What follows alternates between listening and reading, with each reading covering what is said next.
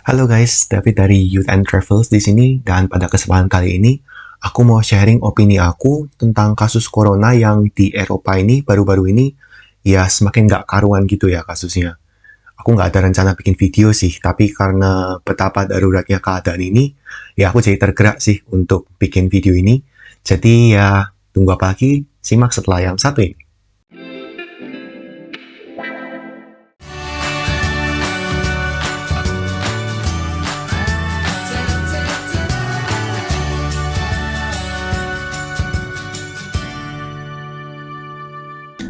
Ya, jadi perkembangan kasus COVID di Eropa ini sebenarnya ya bisa dibilang naik turun ya.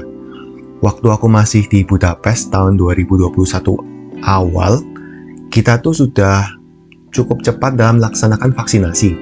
Kalau nggak salah tuh Indonesia kan baru divaksinasi, terutama yang lansia tuh pada bulan Maret ya. Tapi di Budapest itu, di Hongaria dan negara lain di Eropa, bulan Desember 2020, Januari 2021 itu sudah banyak banget yang divaksinasi. Dan hampir semua populasi lansia itu sudah dapat vaksin lah. Dan aku sendiri dapat vaksinnya bulan April dan itu sudah termasuk telat sih. Rekan-rekan aku banyak yang dapat vaksinnya di bulan Maret, bulan Februari. Nah, jadi intinya karena banyaknya populasi yang sudah divaksinasi pada bulan ya April, Mei, Juni menjelang libur musim panas, ya harapannya mereka tuh bisa menikmati libur musim panas gitu loh. Itu tujuannya mereka tuh mempercepat vaksinasi ini supaya libur musim panas mereka tuh bisa normal lagi. Jadi ya waktu libur musim panas tuh mereka memang merasakan euforia ya teman-teman. Jadi mereka lepas masker, mereka mengadakan konser. Kalau misalnya kalian nonton Euro, itu kan Euro itu tahun 2021 ini diadakan di Budapest sebagai salah satu stadion utamanya. Di situ itu stadion yang kapasitasnya bisa 50.000 orang lebih, itu terisi penuh. Penuh ya, tanpa masker dan bertempet-tempetan. Jadi bisa kalian bayangkan sendiri sebenarnya betapa ngerinya itu ya, meskipun sudah divaksinasi dan kawan-kawan. Tapi tetap itu bukan suatu hal yang ideal kan, terutama dalam kondisi pandemi seperti ini. Padahal waktu musim panas itu, berarti di Indonesia bulan apa? Bulan Juli, Agustus, itu kan kalau misalnya kalian ingat, itu adalah masa-masa di mana PPKM ini sangat ketat ya. Di mana kita mulai mengalami PPKM jilid pertama yang masih berlanjut mungkin sampai hari ini ya. Intinya pada bulan Juli, Agustus, September itu kasus di Eropa memang sudah cukup rendah, ditambah tingkat vaksinasi yang sudah sangat tinggi. Jadi tingkat vaksinasi di sini tuh mencapai kurang lebih berapa ya? 70-80% untuk setiap negara, bisa berbeda-beda. Tapi yang jelas sudah tinggi banget kan. Kalau nggak salah Indonesia aja setengah aja belum sampai ya. Waktu aku pergi ke sini tuh sekitar 40%, 30% lebih lah. Ya, which is not bad. Tapi untuk mencapai herd immunity masih dibutuhkan jumlah vaksinasi yang lebih tinggi. Kemudian yang perlu aku soroti di sini adalah sekarang jumlah kasus di Indonesia per tanggal aku ngerekam ini tanggal 30 November 2021. Jadi per tanggal ini kasus di Indonesia kan ya bisa dibilang cukup rendah ya. Rata-rata kasus harian kita sudah berapa minggu ini di bawah 500 kasus per hari.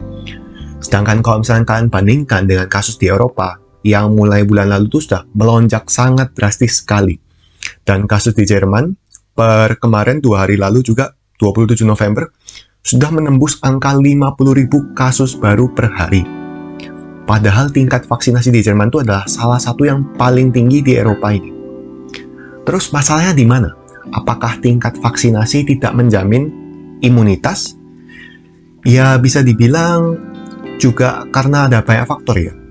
Yang pertama, ada banyak penelitian mendukung bahwa umur vaksinasi ini itu terbatas. Karena negara di Eropa ini mereka melakukan vaksin duluan daripada negara Indonesia, ya otomatis masa berlakunya vaksin ini habis duluan di negara Eropa. Ya jadilah akhirnya mereka mungkin bisa kena gitu ya.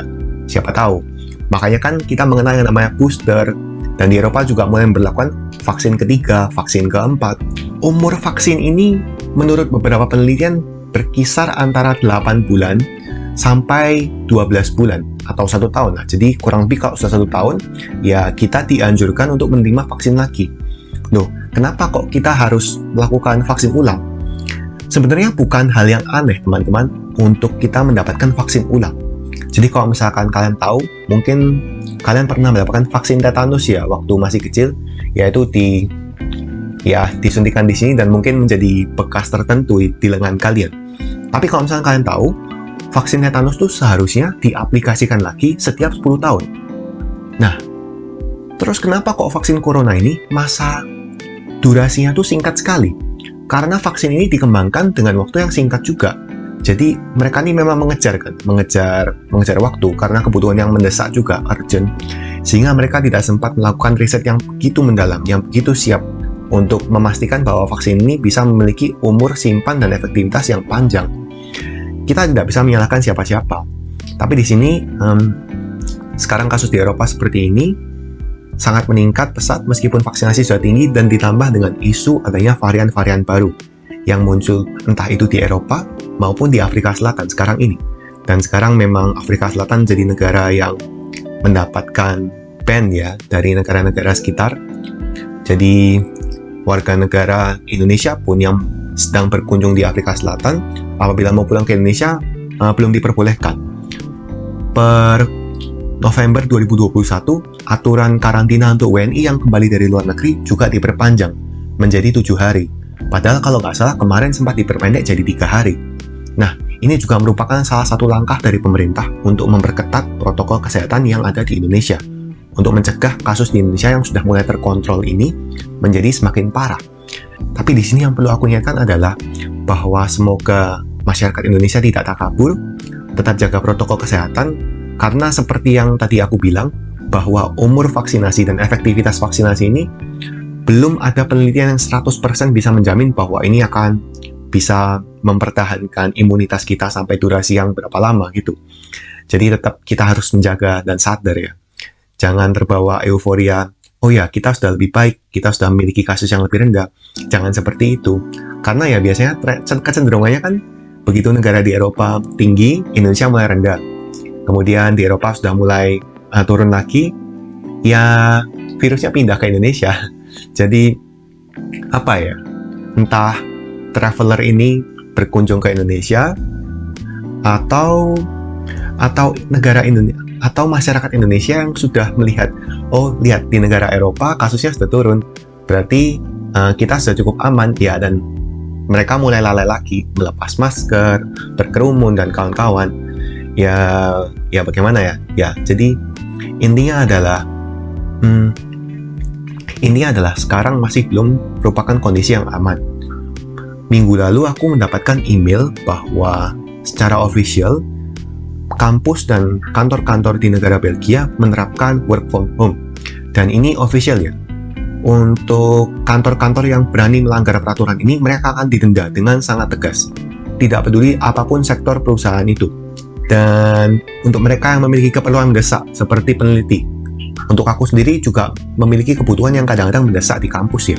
Misalkan aku harus melakukan eksperimen, itu kita diizinkan, tapi hanya boleh masuk ke kampus maksimal 1 hari kerja dalam 1 minggu.